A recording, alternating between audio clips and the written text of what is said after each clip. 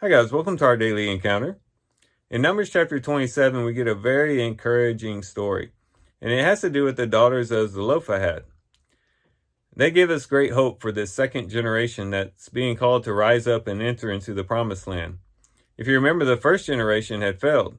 They had gotten right on the brink of the promised land, but they just didn't believe that they could overtake the giants or conquer the fortified cities, and so they were left to wander in the wilderness for 40 years until they all died out. And so the question might be, is this second generation going to have the faith to enter in if the first generation didn't? These daughters of Zelophehad show us that, well, it just very well may be the case that this second generation will have the faith to enter into the land. Because in this story, they do demonstrate great faith. What's going on in this chapter is the daughters of Zelophehad are concerned that their father won't have an inheritance once the people enter into the land. Typically, the inheritance would go to the sons, but Zelophehad hadn't had any sons. And so there's no one who can take on the inheritance on behalf of Zelophehad. And they're concerned about that. And so they ask that maybe they might receive the inheritance so that their family can have an inheritance there in the land. And this demonstrates great faith by these daughters of Zelophehad. And there's several things about their faith that I think is very interesting and worth pointing out. For one, their faith was strong, even though nature, the law, and culture were against them. Think about it. These are women growing up in a patriarchal society and wanting an inheritance and wanting, in a way, a status just like the other men. And this would have gone against what culture would say. This went against what the law had said up to this point. And yet they were still bold enough, and they were so bound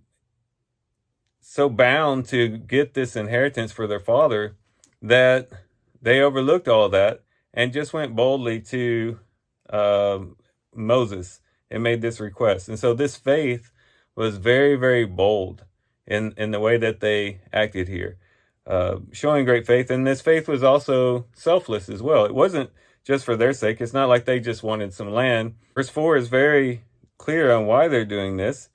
It says there, "Why should the name of our father be withdrawn from among his family because he had no son? Give us a possession among our father's brothers." And so here it's not for their own sake, it's for their father's sake that they are doing this petition. So their faith was strong, their faith was bold, their faith was selfless, and this faith brought about the accommodation of God for them. God actually accommodated their situation, not only accommodated their situation at the time, but actually put it in law that there are certain cases in which the inheritance can be passed down to the daughters. And so this change brought an addendum to the law. And then it also led to them actually receiving the inheritance. We'll read about that in Joshua chapter 17 and verse 6, where they actually received the inheritance. And so this faith was greatly demonstrated. It was strong, it was bold, it was selfless, and it led to them receiving their inheritance. And this ought to be an encouragement for us as well, that even though the odds might be stacked up against us in various ways, maybe it seemed like there's no hope, just like for most people, they would feel like they had no hope in their particular situation. We need to be like the daughters of Zelophehad and be bold and be strong in our faith, and to be able to overcome any barriers that might be coming up against us, whether it's against nature or against culture or whatever it might be, the world or whatever it is that's coming up against us. We should have a faith that's strong enough, that's bold enough to latch onto and grasp and hold on to our inheritance that we have in Christ Jesus, an inheritance that we look forward to in the future, in the new heavens and the new earth and resurrection and all those things talked about in the New Testament. But for today, we just say, Lord, I believe your promises. I believe that you'll make good on your promises.